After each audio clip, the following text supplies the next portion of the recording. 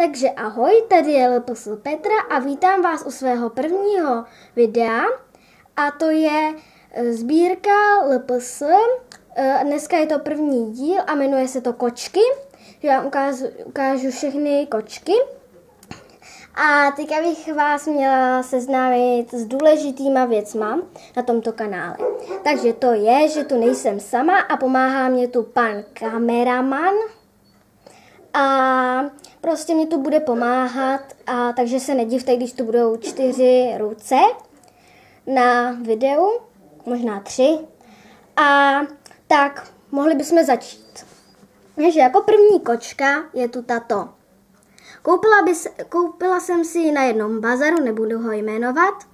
A je taková úplně super, je růžová a prostě je super.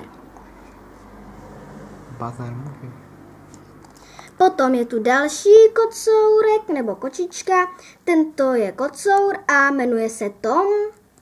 Možná vypadá jako malá kočka, ale je to jako kdyby prostě puberťák. Potom tu je další kočka a ta se jmenuje Sylvie. Ostatní, ta první nemá asi jméno. Toto je Sylvie, taky jsem si koupila na bazaru. A ty naušnice jsem si tam zapíchla sama. Potom tu mám dalšího LPS a to je takováto kočička, kterou mě mamka koupila v tom hračkářství.